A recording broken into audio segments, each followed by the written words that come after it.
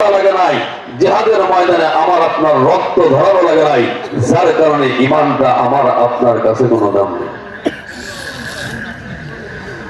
আল্লাহ নবী সাল্লাল্লাহু আলাইহি ওয়াসাল্লামের ছোট্ট একজন সাহাবী নাম হলো হযরত আব্দুল্লাহ রাদিয়াল্লাহু তাআলা। একদিন গভীর রজনীতে আল্লাহ নবী জনাবে মুহাম্মদ রাসূলুল্লাহ সাল্লাল্লাহু আলাইহি ওয়াসাল্লামের হুজরার সামনে বাঁকা হয়ে দাঁড়া হচ্ছে, কুঁজো হয়ে দাঁড়াইছে। নবী আবার হুজরাত থেকে গভীর রাত্রে বের হয়েছেন, তাকায় দেখতেছেন কে যেন কুঁজো হয়ে দাঁড়াইছে, বাঁকা হয়ে দাঁড়াইছে। আল্লাহ নবী সাল্লাল্লাহু আলাইহি ওয়াসাল্লাম ডাকতে বলতেছেন, কে তুমি দাঁড়াইছো, তোমার নাম কি, তোমার পরিচয় কি?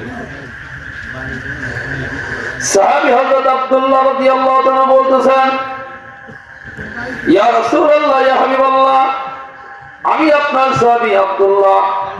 নবী আমার বলেন, কোন আব্দুল্লাহ? আব্দুল্লাহ রাদিয়াল্লাহু তাআলা দুচোখের পানি ছেড়ে বলতে, হুজুর আমি আপনার ওই আব্দুল্লাহ, সবেমাত্র কয়েকদিন আগে ইসলাম গ্রহণ করেছি। ইসলাম গ্রহণ করার পূর্বে আমার নামটা ছিল আব্দুল উজ্জা। ইসলাম গ্রহণ করার পরে আপনি পয়গম্বর আমার নামটা চেঞ্জ করে রেখে দিয়েছেন, আমার নাম আব্দুল্লাহ, আমি আপনার ওই আব্দুল্লাহ। নবী আমার বলেন, আব্দুল্লাহ তুমি তো ধনী বংশের সন্তান, তোমার বাবা ব্যবসায়ী, তোমার চাচা ব্যবসায়ী, আব্দুল্লাহ কেন তুমি কুদা হয়ে দাঁড়াছো? আব্দুল্লাহ দুচোখের পানি ছেড়ে বলতেছেন, ইয়া রাসূলুল্লাহ, ইয়া হাবিবাল্লাহ, ইসলামটা গ্রহণ করার কারণে আমার চাচা আমাকে বলেছে, আব্দুল্লাহ বাড়ি ছাড়বা, হয়তো বাড়ি ছাড়বা আর না ঈমান ছাড়বা, নবীর সাহাবাত ছাড়বা। আমি আব্দুল্লাহ স্পষ্ট ভাষায় বলে দিয়েছি, চাচারা শুধু ঘর না, বাড়ি না, তামাম পৃথিবী ছাড়তে পারি, নবীর সাহাবাত ছাড়তে পারবো না, ঈমানের মতো সম্পদ আমি ত্যাগ করতে পারবো না। আল্লাহ নবী সাল্লাল্লাহু আলাইহি ওয়াসাল্লাম বলেন, ও আব্দুল্লাহ কেন তুমি বাঁকা হয়ে দাঁড়াছো? আব্দুল্লাহ রাদিয়াল্লাহু তাআলা বলতেছেন, ইয়া রাসূলুল্লাহ, ইয়া হাবিবাল্লাহ, আমার চাচা আমাকে বলেছে আব্দুল্লাহ বাড়ি ছাড়বা আর তা না হলে নবীর সাহাবাত ছাড়বা, ঈমান ছাড়বা। আমি বলে দিয়েছি, দাদা আল্লাহ নবীর সাহাবাত ছাড়তে পারবো না, ঈমানটা ছাড়তে পারবো না। আমার চাচা বলে দিয়েছেন, আব্দুল্লাহ ঈমান ছাড়তে পারবা না, নবীর সাহাবাত ছাড়তে পারবা না, এই বাড়িতে তোমার জায়গা হবে না, বাড়ির থেকে বের হয়ে যাবা। ইয়া রাসূলুল্লাহ, ইয়া হাবিবাল্লাহ, একটা মিনিট দেরি করে নাই, আমি বাড়ি থেকে বের হয়ে রওনা দিয়েছি। আমার চাচা পিছন থেকে ডাকতে বলতেছে, আব্দুল্লাহ তুমি বাড়ি ছেড়ে চলে যাও, তোমার পরিধান করা যে পোশাকটা ছিল ওই পোশাকটা তোমার ইনকামের টাকা দিয়ে কিনা না, আমাদের পোশাকটা ফেরত রেখে যাও, খুলে রেখে যাও। আমার চাচা মনে করেছে পোশাক খোলার কথা বললাম ঈমানটা ছেড়ে দিব, নবীর সাহাবাত ছেড়ে দিব। আমি স্পষ্ট ভাষায় বলে দিয়েছি, চাচা এইটা পোশাকের আমার দরকার নাই। সঙ্গে সঙ্গে পোশাকটা খুলে ফেলেছি। আমার মাকে ডেকে বললাম, মা এক টুকরা কাপড় দাও, যেই কাপড় টুকরা পরিধান করে আমার নবীর সহবতে যাইতে পারি, আমার নবীর চেহারা দিকে যদি তাকাই, এই দুনিয়ার দুঃখ কষ্ট সব আমি ভুলিয়ে যাই। ইয়া রাসূলুল্লাহ, ইয়া হাবিবাল্লাহ, আল্লাহ নবী বলেন, আব্দুল্লাহ তাহলে কেন তুমি বাঁকা হয়ে দাঁড়াছো? এবার আব্দুল্লাহ রাদিয়াল্লাহু তাআলা বলতেছেন, ইয়া রাসূলুল্লাহ, ইয়া হাবিবাল্লাহ, আমার আম্মা আমার বস্ত্রটা খুলে ফেলার পরে আমার আম্মা ছোট্ট এক টুকরা কাপড় আমাকে দান করেছে, যেই কাপড়টা পরিধান করে আমি আব্দুল্লাহ যদি সুদা হয়ে দাঁড়াই, আমার লজ্জা স্থান বের হয়ে যায়, বাঁকা হয়ে যদি বাড়ায়, আমার আত্মীয়তা স্থানটা হিফাজত থাকে। ইয়া রাসূলুল্লাহ, ইয়া হাবিবাল্লাহ, এই জন্য গভীর রজনীতে আমি আব্দুল্লাহ টিকতে পারি না, কখন আমার নবীর চেহারা দেখবো আর দুনিয়ার দুঃখ কষ্ট আমি সব ভুলে যাব। আল্লাহ নবী সাল্লাল্লাহু আলাইহি ওয়াসাল্লাম বলেন, আব্দুল্লাহ আর কষ্ট করতে হবে না, আব্দুল্লাহ আমার হুজরার মধ্যে আসো। এবার আব্দুল্লাহ রাদিয়াল্লাহু তাআলা হুজরার মধ্যে ঢুকে গেলেন। আল্লাহর পয়গম্বর জনাবে মুহাম্মদ রাসূলুল্লাহ সাল্লাল্লাহু আলাইহি ওয়াসাল্লাম আব্দুল্লাহ রাদিয়াল্লাহু তাআলাকে আল্লাহর নবীর ব্যবহৃত দুই টুকরা কাপড় দান করলেন। মুসলমান এই দুই টুকরা কাপড় পাওয়ার কারণে আব্দুল্লাহ রাদিয়াল্লাহু তাআলার নাম আগে ছিল শুধুমাত্র আব্দুল্লাহ। এই দুই টুকরা আল্লাহর নবীর পক্ষ থেকে দুই টুকরা কাপড় পাওয়ার কারণে এই আব্দুল্লাহ উপাধি হয়ে গেল আব্দুল্লাহ যুল বদরাইন। আল্লাহ নবী সাল্লাল্লাহু আলাইহি ওয়াসাল্লাম এবার বলতেছেন, আব্দুল্লাহ তোমার অন্তরে কি আশা আকাঙ্ক্ষা আছে বলতে পারো? এবার আব্দুল্লাহ বলতেন, ইয়া রাসূলুল্লাহ, মা চাই না, বাবা চাই চাই না, অর্থ চাই না, সম্পদ চাই না, বিল্ডিং চাই না, অট্টালিকা চাই না, আমি দুনিয়া ত্যাগ করেছি, আমি আখিরাত চাই। ইয়া রাসূলুল্লাহ, বললাম আপনি আমার জন্য একটু দোয়া করেন, আল্লাহ যেন আমার নামটা শহীদের দপ্তরে লিখে দেয়। আপনি নবী নিজে ঘোষণা দিয়েছেন যে এই ব্যক্তির মৃত্যুটা শহীদে মৃত্যু হবে, তার মৃত্যুর কোনো কষ্ট হবে না, ওই ব্যক্তির পিছনের ঋণ ব্যতীত সব গুনাহ আল্লাহ মাফ করে দিবেন। ইয়া রাসূলুল্লাহ, বললাম আল্লাহর কাছে দোয়া করে আল্লাহ যেন আমার নামটা শহীদের দপ্তরে লিখে দেয়। নবী আমার দু চোখের পানি ছেড়ে দিয়ে আল্লাহ নবী সাল্লাল্লাহু আলাইহি ওয়াসাল্লাম আল্লাহর কাছে দোয়া করলেন, আল্লাহ আমার আব্দুল্লাহর নামটা শহীদের দপ্তরে লিখে দাও। দোয়াটা আল্লাহর দরবারে কবুল হয়ে গেছে। পরক্ষণে তবুকের যুদ্ধ সংগঠিত হলো। আল্লাহ নবী সাহাবী আব্দুল্লাহ রাদিয়াল্লাহু তাআলা এই যুদ্ধে অংশগ্রহণ করলেন। ঘটনাক্রমে তবুকের যুদ্ধটা সংগঠিত হলো না। ফেরত আসতেছিলেন, প্রতিমধ্যে আব্দুল্লাহ অসুস্থ হয়ে দুনিয়ার থেকে চিরবিদায় হয়ে চলে গেলেন। আল্লাহ নবী সাল্লাল্লাহু আলাইহি ওয়াসাল্লাম দুচোখের পানি ছেড়ে কান্দার বলে, সাহাবারা আমার আব্দুল্লাহকে সুন্দর করে গোসল করাও, আমার আব্দুল্লাহকে কেমনের কাপড়টা পরায় দাও, আমি নবী নিজেই আমার আব্দুল্লাহর জানাজার নামাজটা পড়াবো। নবী আমার বলেন যে এই ব্যক্তি দিনের রাস্তায় বের হয়ে যাবে, এমত অবস্থায় তার ইন্তেকাল হয়ে যাবে, ওই ব্যক্তির ইন্তেকালটা শহীদে ইন্তেকাল হয়ে যাবে। আল্লাহ নবী সাল্লাল্লাহু আলাইহি ওয়াসাল্লাম আব্দুল্লাহ রাদিয়াল্লাহু তাআলা জানাজার নামাজটা পড়লেন। এবার সাহাবায়ে কবরস্থ করার জন্য আব্দুল্লাহর কাছ থেকে রওনা দিলেন। কবরস্থানে পৌঁছায় নবী আমার বললেন, সাহাবারা খবরদার খবরদার, আমার আব্দুল্লাহর লাশটা তোমরা কবরে নামায়ো না, আমি পয়গম্বর নিজেই আমার আব্দুল্লাহর লাশটা কবরে নামাবো। এই কথা বলে নবী আমার লাফ দিয়ে কবরের মধ্যে নেমে গেলেন।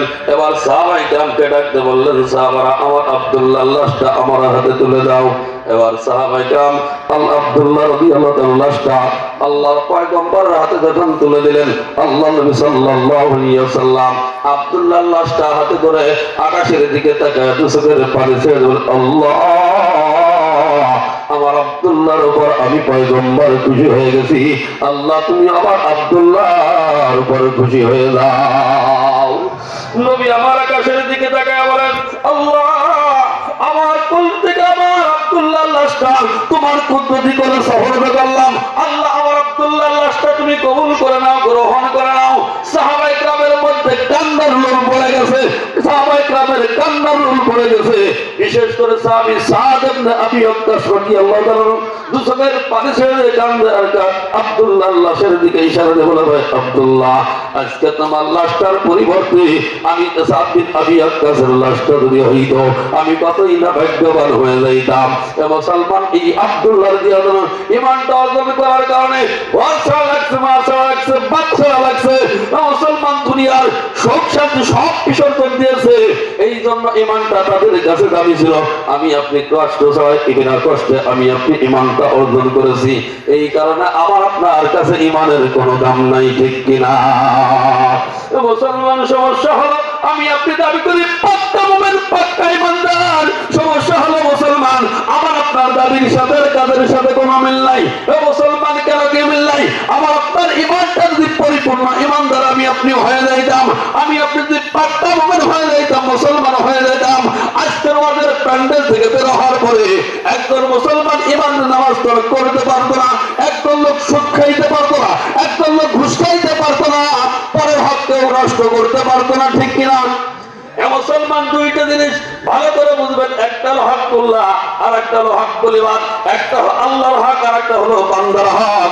আল্লাহর হক আল্লাহ ইচ্ছা করলে আমাকে আপনাকে মাফ করে দিবে, আর একটা হলো বান্দার হক, বান্দা যত সময় পর্যন্ত মাফ না করবে আর স্বাধীনের মালিক আল্লাহ আমার আপনার কোনোদিন ক্ষমা করবেন না। নামাজ পড়া আমার আপনার উপর ফরজ। আমি আপনি নামাজ পড়লেই আল্লাহ আমাকে আপনাকে শাস্তি দিবে। আল্লাহ ইচ্ছা করলে আমাকে আপনাকে সে আযাব দিতে পারে, শাস্তি দিতে পারে। আল্লাহ ইচ্ছা করলে আমাকে আপনাকে মাফ করে দিতে পারে। রোজা রাখা আমার আপনার উপর ফরজ, অর্থ সম্পদ থাকলে যাকাত দেওয়া ফরজ। আমি আপনি পালন করে এইটা আল্লাহর হক, আল্লাহ আমাকে আপনাকে শাস্তি দিবে। আল্লাহ ইচ্ছা করলে আমাকে আপনাকে মাফ করে দিতে পারে, পারে কি পারে না? আর একটা হলো বান্দার হক। বান্দার হক যদি আমি আপনি নষ্ট করি, বান্দা যত সময় পর্যন্ত আমাকে আপনা করবে, আর সেদিনের মালিক আল্লাহ আমার আপনার কোনোদিন ক্ষমা করবেন না। মুসলমান, সমস্যা হলো বর্তমান সমাজে বান্দার হক মানুষে নষ্ট করে কি করে না, পরের হক নষ্ট করে কি করে না। বিশেষ করে লক্ষ্য করে রাখবেন, বর্তমান সমাজে এক শ্রেণী বাবা নামক কলঙ্ক আছে। মুসলমান অর্থ সম্পদের মালিক, এই গোয়ালপাড়া মাঠে 10 বিঘা সম্পদের মালিক অথবা 20 বিঘা সম্পদের মালিক আছে কি নাই? হজে রওনা দেয়, হজে যাওয়ার আগে চিন্তা ফিকির করে, আমার পুত্র সন্তান মাত্র একটা, কন্যা সন্তান 3টে অথবা 4টা। হজে যাবে, এবার হজে করে যাওয়ার আগে চিন্তা ভাবনা করে, হজের থেকে যদি আল্লাহ আমার ফেরত না আনে, আমার সন্তান ছেলে সন্তান মাত্র একটা, কন্যা সন্তান 3টে অথবা 4টা। উনি বসে বসে চিন্তা ভাবনা করে, আমি যদি ওখান থেকে ফেরত না আসি, আমার যদি ইন্তেকাল হয়ে যায়, আমার 3টা সন্তান মাত্র, পুত্র সন্তান একটা, কন্যা সন্তান 3টে অথবা 4টা, একত্রিত হয়ে কি করবে? অর্থ সম্পদ সব বিক্রি করে চলে যাবে, আমার সন্তান তার বসবাস করা কষ্ট হয়ে যাবে। এই চিন্তা ভাবনা করে এই বাবা নামের কলঙ্ক সমস্ত অর্থ সম্পদ কন্যাদের মাহরুম করে শুধুমাত্র একটা সন্তানের নামে, ছেলে সন্তানের নামে সৃষ্টি করে দেয়া, বাইতুল্লাহ হজ করার জন্য চলে যায়, বাইতুল্লাহ জিয়ারত করে, ইবাদত বন্দেগী করে, আল্লাহর ঘর ওই বাইতুল্লাহ গিয়ে দোয়া করে আর মুনাজাত করে, রব্বানা হায় রব্বানা হায় রব্বানা। আর সে আদিমের মালিক আল্লাহ ডাকতে কয়, পুরা কবলে হাজি সাহেব, কাজ হবে না, কাজ হবে না, কাজ হবে না, কাজ হবে না। বান্দার হক নষ্ট করবা আর বাইতুল্লাহ গিয়ে ইবাদত বন্দেগী করবা। এ মুসলমান, বান্দার হক নষ্ট করার পরে আল্লাহ যদি আমার আপনার 1 লক্ষ বছর হায়াত দেয়, 1 কোটি বছর হায়াত দেয়, কিয়ামত পর্যন্ত যদি আল্লাহ আমার আপনার হায়াত দেয়, আই বাইতুল্লাহ বসে যদি আল্লাহর ইবাদত বন্দেগী করি, একটা সিজদা আল্লাহর দরবারে কবুল হবে না, একটা তো আল্লাহর দরবারে কবুল হবে না। এ মুসলমান, আমার আপনার কোন ইবাদত আল্লাহর দরবারে কবুল হবে না। বান্দার হক নষ্ট করলে 1 নম্বরে কাতারের জামাতের সাথে যদি নামাজ পড়ি, 1 রাকাত নামাজ আল্লাহর দরবারে কবুল হবে না, কোন দোয়া আল্লাহর দরবারে কবুল হবে না। এর জ্বলন্ত প্রমাণ আল্লাহর ওলি ইব্রাহিম ইবনে আদম রহমতের নাম শুনছেন? এই ইব্রাহিম, আল্লাহর ওলি ইব্রাহিম ইবনে আদম রহমতের ঘটনা, বাইতুল মুকাদ্দাসে গিয়ে আল্লাহর ওলি ইব্রাহিম ইবনে আদম রহমতের ইবাদত বন্দেগী করে, ইবাদত বন্দেগী করতে করতে একদিন রাত্রে ঘুমায় গেলে স্বপ্নে দেখতেছেন এক ব্যক্তি ওনার পায়ের কাছে বসা, এক ব্যক্তি ওনার মাথার কাছে বসা। পায়ের কাছের ব্যক্তি মাথার কাছের ব্যক্তির কাছে জিজ্ঞাসা করে, ভাই কি ব্যাপার? 1 বছর গত হয়ে গেল, ইব্রাহিম ইবনে আদম রহমতের কোন দোয়া আল্লাহর দরবারে কবুল হয় না, কোন ইবাদত আল্লাহর দরবারে কবুল হয় না। ইব্রাহিম ইবনে আদম রহমতের কোন দোয়া আসমানে ওঠে না, অর্থাৎ কোন দোয়া আল্লাহর দরবারে কবুল হয় না।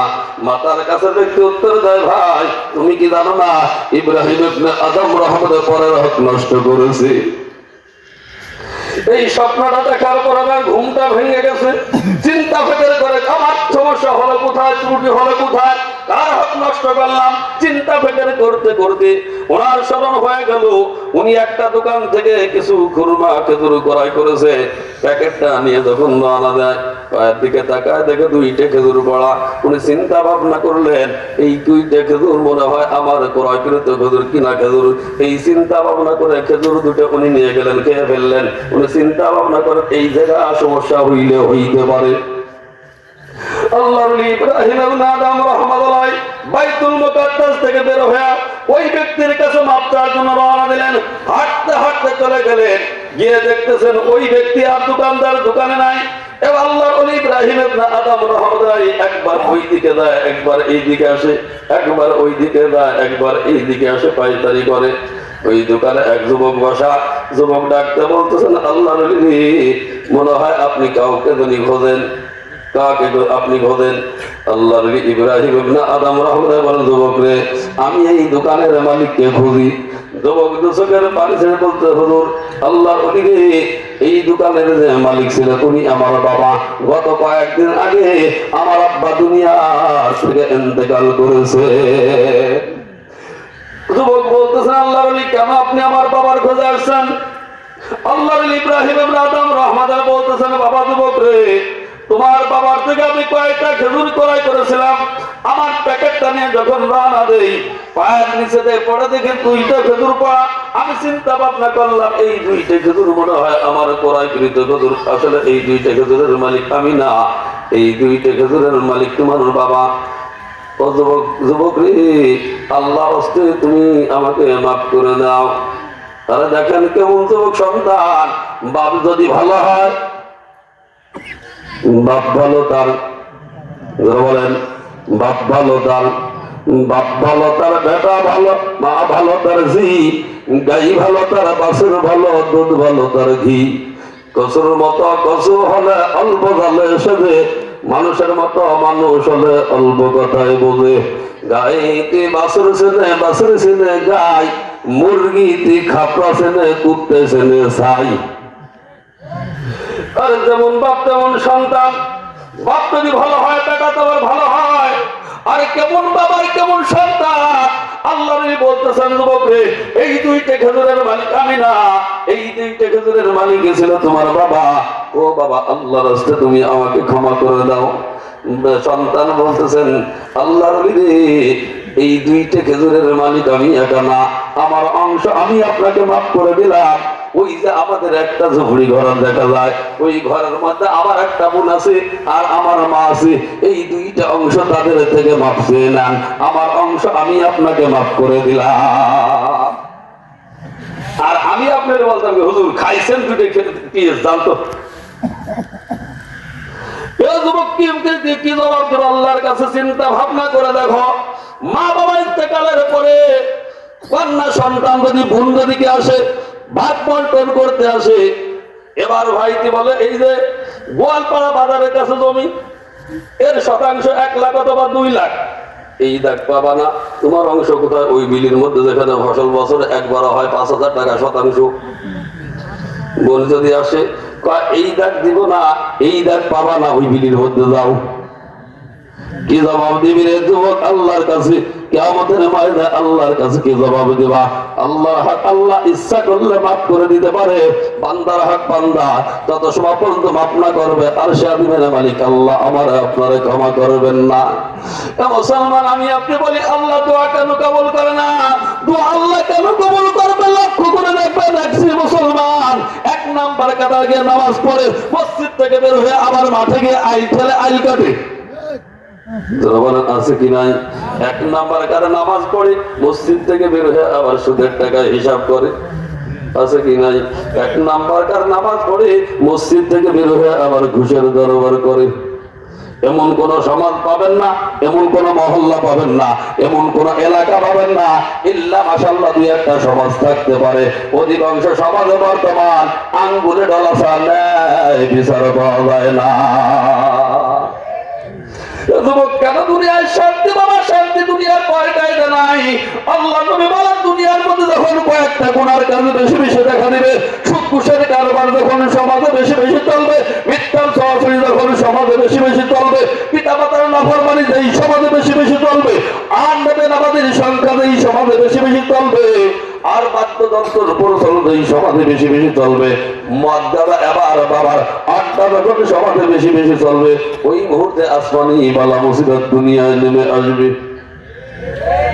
আর বর্তমান সমাজে কয়টা গুনার কাজ চলে কি চলে না? যারা বলেন চলে কি চলে না? মিথ্যা বর্তমান সমাজে চলে কি চলে না? যারা বলেন চলে কি চলে না? মিথ্যা তো বর্তমান সমাজে ভাত মাছ হয়ে দাঁড়াইছে। আর এই মোবাইলটা আসার কারণে মিথ্যার সংখ্যা হাতটা আর একটু বেড়ে গেছে। মোবাইলে মিথ্যা কথা বলা যা আরাম। রয়েছে গোয়ালপাড়া বাজার, ফোন দিয়েছেন দোস্ত কই বলবো আমি বালিয়া বাজার, যারা বলে বলে কি বলে না। রয়েছে ফরিদপুর, ফোন দিয়েছেন দোস্ত কই, ও বলবে আমি সালতা চৌরাস্তায়। ও দোস্ত তুই তো সালতা চৌরাস্তায় না, তুই হলি জাহান্নামের চৌরাস্তায়। জামানা মোবাইলে খাইছে, জামানা মোবাইলে খাইছে, অল্প বয়সের পোলা মায়া প্রেমে জড়াইছে, জামানা মোবাইলে খাইছে, জামানা মোবাইলে খাইছে। কাছে থেকে বলছে দূরে পেয়েছি প্রমাণ, নিজের টাকায় মোবাইল কিনা হইছে রে বেঈমান। আর আমার নিজের ঘটনা, ফরিদপুর শহরে ডাক্তার দেখাইতে গেছি, ডাক্তার 3টে 3:30 আগে পাওয়া যাবে না। আমার স্ত্রী বলতেছে এত সময় বসে কি করবো, একবার স্যান্ডেলের দরকার। আমি চলো যাই কিনে শিখেছি বাটা বাজারে। স্যান্ডেল চয়েস করতেছে, এক ভদ্র মহিলা ও ঢুকছে, ও স্যান্ডেল চয়েস করতেছে। ইতিমধ্যে মোবাইলে কল আসছে, ও ফোনটা রিসিভ করে বলতেছে আমি নবীনগর পার হয়ে গেছি। রয়েছে কোথায়, রয়েছে কোথায়? আমার স্ত্রী এক নজর আমার দিকে তাকাই, কি ব্যাপার তুমি বলো তো না, পুরানো গেল নাকি? ও কি কয়? আমি তো ঠিকই কইছি, ও কেবল নবীনগর পার হয়েছে, 10 মিনিট পরে ঢাকার শহরে ঢুকলো বুঝে। কাছে থেকে বলছে দূরে পেয়েছি প্রমাণ, নিজের টাকায় মোবাইল কিনা হইছে রে বেঈমান। ও যুবক ভালো করে শুনে নাও, নিজের বাবার পকেটের টাকা দিয়ে একটা মোবাইল কিনবা, ইচ্ছা করে বন্ধু বান্ধবের সঙ্গে একটা মিথ্যা কথা বলবা, একটা গুনাহ কবিরা করবা, আর একটা গুনাহ কবিরা করবা, কমপক্ষে 7000 বছর জাহান্নামের আগুনে জ্বলবা। সব গুনার কাজ করি আর বলি মাওলা শান্তি কেন দুনিয়ায় নাই? আল্লাহ কয় বান্দা আমিও বলি শান্তি কেন দুনিয়ায় নাই? কেন দুনিয়ায় শান্তি বাবা? বর্তমান নেকির কাজে লোক পাওয়া যায় না, গুনার কাজে লোকের কোনো অভাব নাই, ওদের প্যান্ডেল শ্রোতার অভাব, বিশ মমতায় প্যান্ডেল শ্রোতার অভাব নাই, ঠিক কিনা? সব গুনার কাজ করি আর বলি মাওলা শান্তি কেন দুনিয়ায় নাই? আল্লাহ কয় বান্দা আমিও তো বলি শান্তি কেন দুনিয়ায় নাই? চিন্তা ভাবনা করে দেখো বান্দা, শান্তি কেন দুনিয়ায় নাই? শান্তি কেন নাই রে দুনিয়ায়? ভাবো নিরালয় গজব কেন রে দুনিয়ায়? মদের বাজার গরম হলো দুয়ার খোটে মানুষ যায়, মিথ্যা কথা চরল ঘড়ি নামাজ পড়ে কয়জনায়, মেয়েরা কয় স্বাধীন পাইছি পুরুষের আর দরকার নাই, স্বামী ছাড়া চলতে পারি নিজের কামাই নিজে খাই। ও তাই বিমান থেকে শুরু করে, ও তাই বিমান থেকে শুরু করে মোটর সাইকেল সব চালাই, শান্তি কাটে নাই রে দুনিয়ায়। ভাবো নিরালয় গজব কেন রে দুনিয়ায়? আল্লাহ কয় বান্দা যাহারাল ফাসাদু ফিল বাররি ওয়াল বাহরি বিমা